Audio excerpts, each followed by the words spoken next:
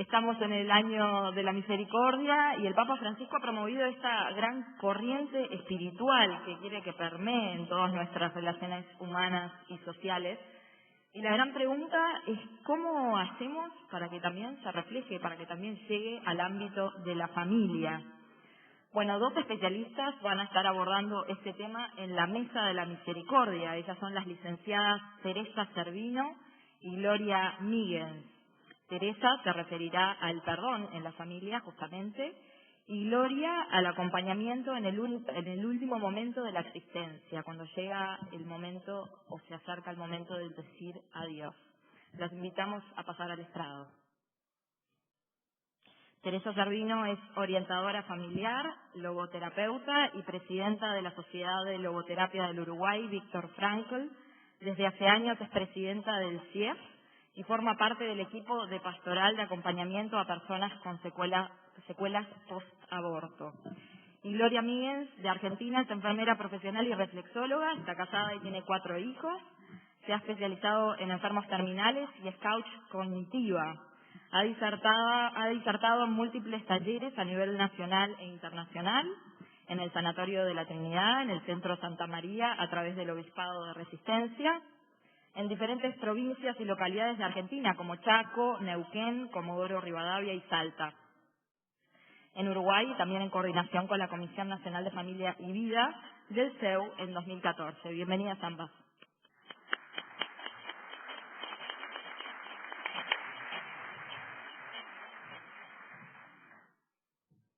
Bueno, muy buenos días. Quería agradecer a Monseñor Fuentes, a Gabriela y a Víctor Hugo por esta invitación. Yo voy a hablar sobre la misericordia en la familia y el perdón. También quisiera agradecer al presbítero doctor Roberto Almada, que me acercó el libro que se llama en italiano Fe como perdono, de Giovanni Cocci. Es un libro maravilloso que habla sobre el perdón, pero estaba en italiano y yo no hablo italiano. Y gracias al matrimonio de Roberto Olave y María José Silva, que me lo tradujeron, es que yo baso mi ponencia en ese libro. Yo lo recomiendo, está en internet, se puede bajar, es excelente el libro. Bien, empezamos. El Papa Francisco nos dice: la familia hoy en día es uno de los ámbitos más necesitados de misericordia. Es especialmente importante volcar la misericordia de Dios sobre el matrimonio y la familia. La familia constituye una auténtica escuela de humanidad, socialización, eclesialidad y santidad. En ella experimentamos por primera vez la misericordia de Dios. Esto nos lo dice Evangelii Gaudium, el punto 6. Creo que con lo que nos mostró Monseñor Fuentes, esto está ya demasiado claro. Pero, ¿qué nos pasa a nosotros, familia, que no sabemos recibir esa misericordia? Que no podemos estar abiertos totalmente a esa misericordia. Y es verdad, hay un montón de factores que influyen negativamente. Uno de ellos es la ideología de género. Quieren hacer pasar a la mujer y al hombre como iguales. Y no somos iguales. Somos muy distintos y gracias a Dios. Sí tenemos los mismos derechos, que creo que es otra cosa y es diferente. Pero la ideología de género nos está afectando. Otro es que confundimos las emociones con el amor. Vamos a dar un ejemplo. Por ejemplo, yo voy a rezongar a mi hijo pues se portó mal y le comento y le digo, bueno, mi mamá no te quiere más. Y el amor no puede estar atado a lo que el chico hace.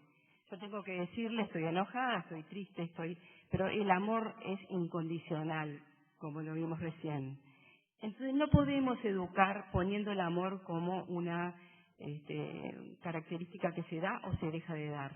Tenemos que empezar a educar, sí, en las emociones. ¿Es una emoción? Estoy triste, estoy contento. Pero yo no digo estoy en amor. El amor no es un sentimiento. El amor es una gracia recibida de Dios y como tal es un regalo y así tenemos que tratarlo. Después también está la inmadurez afectiva, miedo al compromiso, fragilidad en los vínculos, dificultad en el acceso a la vivienda, al trabajo, el individualismo. Nos hemos vuelto muy duros, rígidos, muchas veces intolerantes e insensibles. Es triste ver que deberíamos estar llenos de amor, pero continuamos actuando como mujeres y hombres duros que no queremos perdonar a nuestros hermanos. Pero vamos a definir qué es el perdón. Una de las definiciones dice: es una mezcla de cambios motivacionales por medio de las cuales un individuo se vuelve menos vengativo, se ensaña menos con la persona que lo ha lastimado y siempre más motivado y benévolo y conciliador con sus enfrentamientos. Otro de la definición dice: el perdón modifica sentimientos negativos, hostilidad y deseos de venganza en actitudes de comprensión, compasión y amor. Y por último, es el que posibilita un cambio interior que se traduce en la actitud positiva, conciliadora y compasiva. Como vemos, todas estas definiciones provocan dos movimientos, uno hacia mí mismo y otro hacia el ofendido. Yo soy el ofensor, el que ofende, y el otro es el ofendido. Y estos movimientos son el asumir y reconocer como propios los sentimientos que han acompañado esta ofensa. Nos tenemos que hacer cargo. Hacerme cargo quiere decir que yo reconozco que te ofendí. Muchas veces eso es lo que más nos cuesta. Bueno, pero nos empezamos a justificar. Bueno, pero lo que pasa es que vos me hiciste tal cosa y yo te hice tal otra. No, tenemos que hacernos cargo de los momentos en que vivimos, investigar nuestros sentimientos si son acorde a lo que sucedió. Muchas veces podemos estar tocando fibras muy íntimas, dolorosas, pero que son por motivos que no están ahí. Por ejemplo, si yo voy caminando por la calle, ¿no? Yo tengo, por ejemplo, un complejo de ser petiza, ¿no? Entonces yo voy caminando por la calle y alguien grita: uy, mirá esa mujer, qué alta, parece una jirafa. Yo ni me doy vuelta, porque yo soy enana. Pero en cambio si dicen: mirá esa petiza, qué, no sé qué, entonces ahí me doy vuelta, me enojo. Yo acepto el insulto. Entonces me tengo que hacer cargo, ¿no?, de lo que estoy recibiendo. ¿Qué es lo que me pasa a mí cuando entro en una discusión o en una pelea con alguien? ¿Qué es lo que estoy sintiendo? ¿Lo estoy sintiendo realmente por lo que se dijo o porque yo tengo algún problema conmigo? Eso va a ayudarnos a identificar cuál es la situación en la que estoy metido. El verdadero perdón solo lo puede dar Dios. Y los hombres disculpan. ¿Por qué digo esto?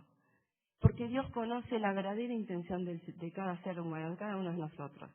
Yo no conozco ni siquiera las mías, y menos puedo conocer las intenciones de que me ofendió. Entonces, sí tenemos que tratar de disculparnos, ponernos en el lugar del otro y ver que también yo soy una persona que puedo recibir y dar amor o pelea o bueno, a veces daño, ¿no? Cuando el que pide perdón soy yo, primero me tengo que perdonar a mí mismo. Luego, arrepentido, pedirle a Dios que me dé la misericordia y la fuerza para poder presentarme frente al ofendido, humillarme frente a él y buscar la forma de dar a entender mi arrepentimiento, sin intentar justificarme o minimizar, dándole señales claras de arrepentimiento y cambio de actitud, tanto verbal como gestual. Porque muchas veces yo voy frente al ofendido y le digo: ay, sí, perdóname. Bueno, pero la verdad es que si no hubiese hecho tal cosa o no hubiese pasado, o sea, me trato de justificar. Y otra cosa es que a veces pido perdón, pero mi gestualidad no está diciendo lo mismo de lo que estoy diciendo verbalmente. A veces también es bueno pedir ayuda a alguien que me haga ver un poquito más claro qué fue lo que me pasó.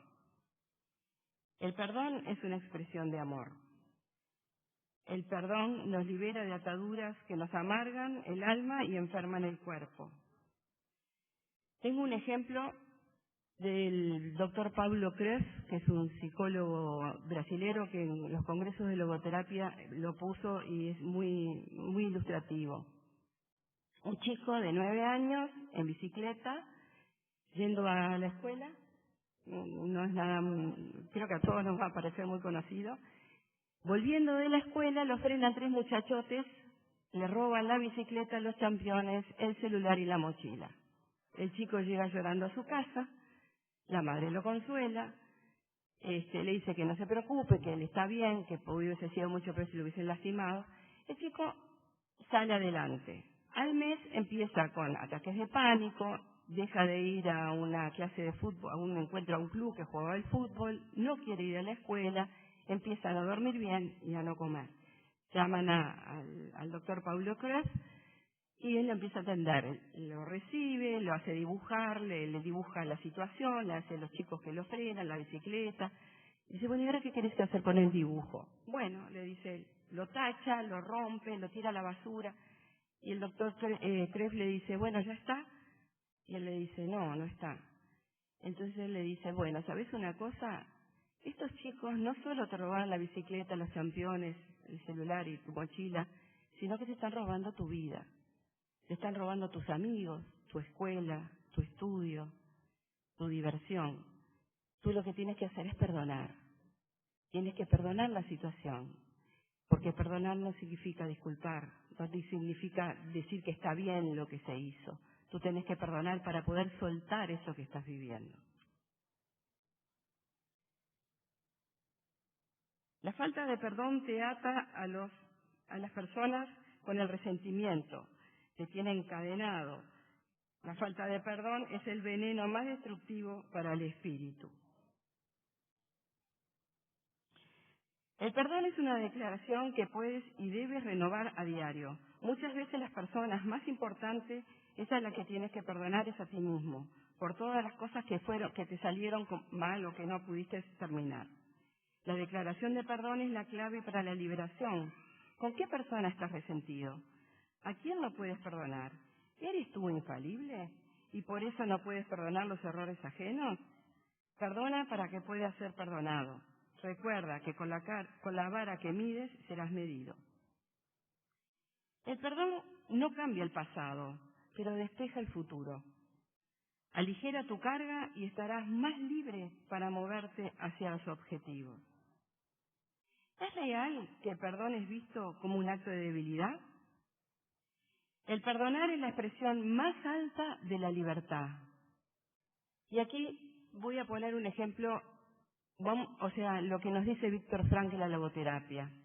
Víctor Frank habla de que el ser humano tiene que tener 3 bases. La primera es la libertad de la voluntad, un ser libre.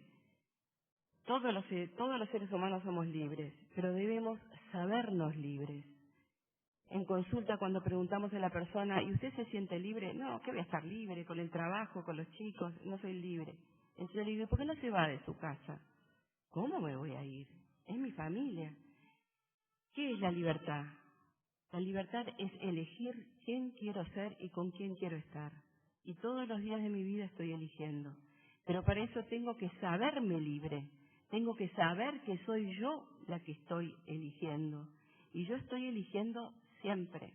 Por más que yo crea que estoy en la peor de las cárceles, la que está eligiendo estar ahí soy yo. Víctor Frank, que fue un judío que estuvo en los campos de concentración, decía, nosotros estábamos en la peor de las cárceles, nos apagaban la luz y nos decían, a dormir. Y yo pensaba para mí, duermo si yo quiero. Esa es una libertad interior que nadie nos puede robar. Ese es el primer paso. El segundo paso es la libertad de la voluntad. La voluntad de sentido es el segundo paso. Yo soy libre para algo. Tengo que tener mi voluntad hacia un camino. Y el tercer paso es el sentido de vida. A través de mi libertad, con la voluntad de sentido, voy a encontrar mi sentido de vida. Pero la libertad pide algo, que es la responsabilidad. Sin responsabilidad no hay libertad. Nosotros en logoterapia decimos que la libertad pide responsabilidad. El pide es, pienso, identifico, decido y ejecuto. ¿Pero por qué hago esto? Porque si no, me viene la culpa. Si yo me hago responsable de algo que hizo mal, me voy a sentir culpable. ¿Y saben cómo se sale de la culpa? Con el perdón. Entonces, el perdón es la gran libertad del ser humano. Porque cuanto más responsable me hago de mí mismo, más libre soy. Y el perdón no es un sentimiento, sino es una decisión. No es una decisión fácil, ya que conlleva 3 niveles diferentes en los que hay que trabajar. El cognitivo, conocer la falta, ya lo hablamos, saber qué hice, cómo lo hice, por qué lo hice. La afectiva, qué sentimientos me provoca. Y la relacional, a ver si puedo volver a relacionarme con esa persona con la que estaba enojada o peleada. No significa que estés de acuerdo con lo que pasó o que apruebes lo que se hizo. Perdonar no significa dejar de darle importancia a lo sucedido, ni darle razón a quien te lastimó. Simplemente significa dejar de lado aquellos pensamientos negativos que nos causan dolor o enojo. Es difícil comprender por qué alguien decide perdonar frente a situaciones gravísimas, mientras que otros rechazan el perdón y lo entendemos como muy comprensible que así se haga. El acto de perdonar no puede ser previsto, ya que no es una reacción impulsiva. Al contrario, lo impulsivo es la venganza. El perdón es un acto pensado, es un acto voluntario. Algunos esperan solo el momento del error del hermano para echárselo en cara. Quizás podríamos decir que estamos educándolo o que buscamos lo mejor para él. Que es la única manera de que él aprenda. Sin embargo, si miramos la cruz, podemos ver que aquel sufriendo lo más duro y ofensivo que un ser humano puede vivir, perdona. También a lo largo de la historia recibimos el ejemplo de diferentes hombres y mujeres que superando injusticias y ataques logran perdonar. ¿Cuántos de nosotros, por mucho menos, no logramos hacerlo? Debemos respetar nuestros procesos, alimentarnos con amor y de esta manera permitirnos experimentar la misericordia de Dios. Cuando aceptamos el perdón o lo damos, nos revela su increíble poder sanador. Y tiene un efecto tan saludable sobre el bienestar de quien lo ejerce que debe ser tenido como deseable, aún ante las ofensas más graves. Y esto se debe enseñar en familia, se debe practicar en familia. Cuando un hermano le pide perdón a otro hermano, no solo dejarlo así, sino investigar en el que fue ofendido, si realmente entendió lo que el hermano le pidió. Y hablar con el hermano si realmente está arrepentido. Porque a veces queda solamente venir y pedirle perdón, y se va. No, habría que poner un poquito más de fuerza en ese momento en que se intercambian el perdón. Aprender a mirarnos, así descubrir todas nuestras miserias. Esta es la base para tratar a los demás con dulzura y compasión, pues si siendo lo que soy, Dios me trata con amor, con cuánta razón no lo haré yo con mis hermanos, que la verdad son mucho mejor que yo. Seamos misericordiosos como nuestro Padre Dios para recibir y también de Él solamente misericordia, nos dice el presbítero Néstor María Caro. Decirte perdono significa tú vales más que tus acciones. Perdonar puede ser visto como una negación a nuestros propios derechos, violencia a la persona, limitaciones de nuestras posibilidades. O sea, perdonar puede llegar a demostrar debilidad. Como sentir que lo que se ha hecho es aprobado y reconocido como bueno. Sin embargo, el perdón es visto como una actitud heroica, que difícilmente puede ser conseguida. Perdonar no es ceder ni ser débil. Tampoco puede ser visto como una meta inalcanzable y que no vale la pena intentarlo, porque a veces vemos grandes señores y grandes que han hecho unos actos impresionantes y nosotros nos sentimos tan chiquitos y tan humildes que decimos, bueno, pero yo eso no lo voy a llegar a hacer nunca. Entonces tenemos que presentarlo como más accesible, más potable, o sea, trabajarlo en familia, trabajarlo con los chicos y entre la pareja, por supuesto. El perdón no es la derrota, sino la victoria del amor.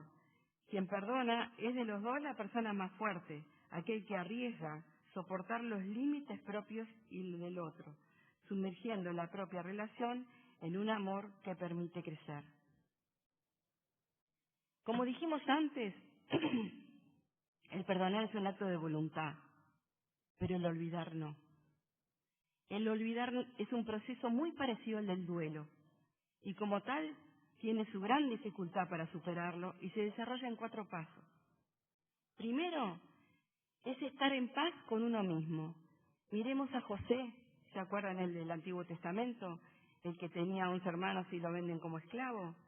Cuando él los recibe nuevamente, cuando él ya está al lado del rey y los recibe por la hambruna, él ya los había perdonado. ¿Por qué? Porque él había entendido la misión que Dios le había puesto, en la cual él tuvo que sufrir lo que sufrió, pero él está en su lugar, él está en paz consigo mismo. Y cuando recibe a sus hermanos, los recibe con amor, los recibe con perdón. Estar en paz con nosotros mismos. Segundo, delimitar la zona de conflicto, no traer más gente al conflicto.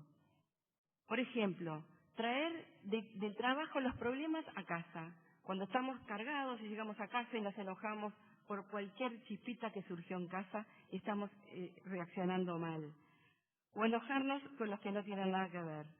Acá hay algunos dichos que dice, no busques quien te pague, sino quien te debe. Si encuentras al buey de tu enemigo, llévalo inmediatamente a su dueño. Y si encuentras la mula de tu agresor aplastada por el peso de la carga, no la abandones, acudirás a auxiliarla junto con su dueño. ¿Qué culpa tiene el buey y la mula que tú te hayas peleado con su dueño? O más moderno todavía, si te peleaste con tu vecino, no le patees el perro. El tercer punto, no ir más allá de la ofensa. A veces agrandamos la ofensa para poder sentir que podemos vengarnos de esa persona. Hay una película que habla mucho de esto, que es La Guerra de los Roses, no sé si se acuerdan, que terminan arriba de una lámpara y que se caen. Bueno, habían empezado por algún problemita y terminaron. No hay que agregar más de lo que hay, tratar de despejar para poder liberar. Y lo último es no vengarse. Jesús nos dice poner la otra mejilla. La venganza lo único que genera es violencia y dolor. Dentro de este mismo punto es volver a la misma confianza que se tenía antes. Y que esto es muy difícil. Sobre todo cuando hay infidelidad o cuando uno se siente en la familia que es donde más duele, porque el amor, se supone que desde el amor no pueden haber estas agresiones tan fuertes. Pero sí se puede volver a la misma confianza. Porque todo momento de lucha, o de pelea o de agresión tiene que servirnos para crecer, para poder entendernos mejor, para poder conocer al otro. Si yo lo herí, bueno, ahora lo conozco más, sé que por ese camino yo no puedo ir. ¿Vieron que hay familias en que se dice de política no se puede hablar, de deporte no se puede hablar? Tratar de conocer al otro para saber qué es lo que lo lastima, tratar de profundizar y volver a la misma confianza. Podemos decir no a la misma confianza porque de eso no vamos a poder hablar. Bueno, es que antes tampoco teníamos la confianza total porque no lo conocíamos. Entonces, volver a llevar ese vínculo hasta donde podemos, conocer al otro para poder amarlo y de esa manera tenerlo en cuenta y poder llegar a él desde mi amor y desde mi confianza. Bien, el último punto que quiero tocar es quisiera perdonar, pero no quiero encontrarme de nuevo con esa persona. Aquí estamos confundiendo perdón con reconciliación.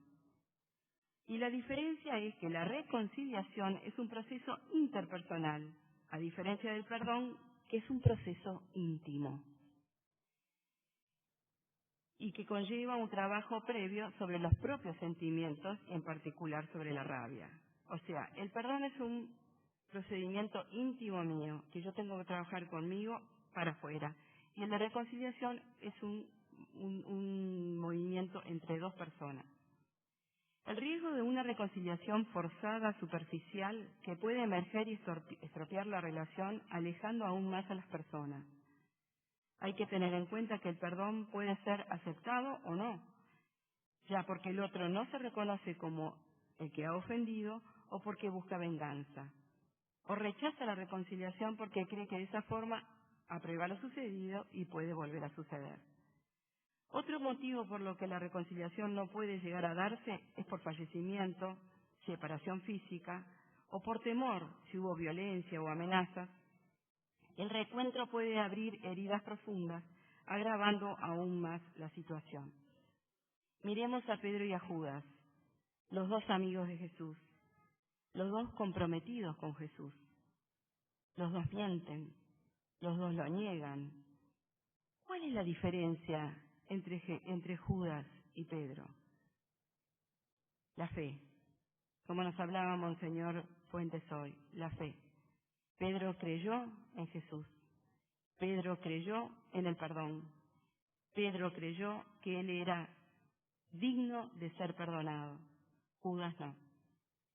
Esa es la gran diferencia entre un perdón que podemos ser recibido, podemos abrirnos al perdón o no. No se puede vivir sin perdonarse, o al menos no se puede vivir bien, especialmente en familia. Esta es la audiencia general del Papa Francisco que nos dice.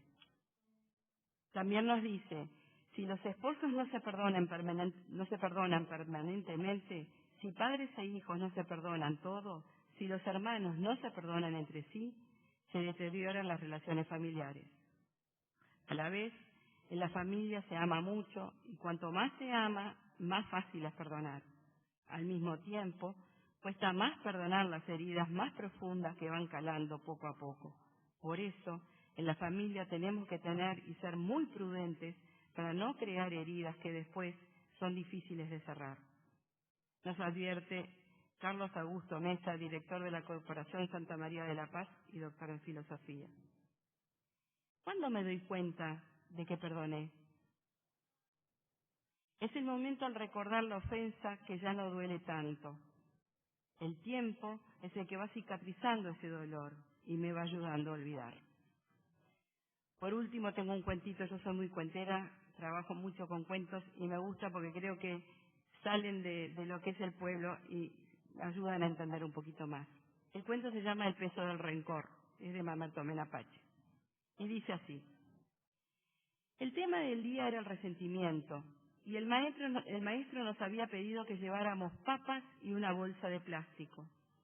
Ya en clase elegimos una papa para cada persona, a la cual guardábamos el resentimiento. Escribimos su nombre en ella y la pusimos dentro de una bolsa. Algunas bolsas eran realmente pesadas. El ejercicio consistía en que durante una semana lleváramos con nosotros a todos lados la bolsa de papas. Naturalmente, la condición de las papas se iba deteriorando con el tiempo.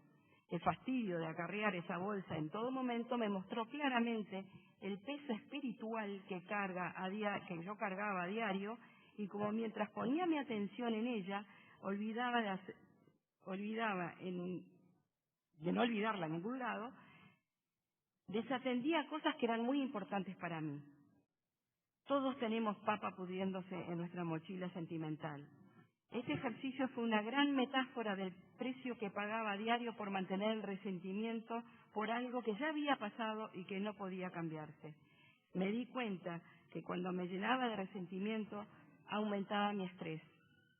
No dormía bien y mi atención se dispersaba. Perdonar y dejar ir lleno de paz y calma, alimentando mi espíritu. La falta de perdón es como un veneno que tomamos a diario de a gotas, pero que finalmente termina envenenándonos. Muchas veces pensamos que el perdón es un regalo para el otro, sin darnos cuenta que los únicos beneficiarios somos nosotros mismos.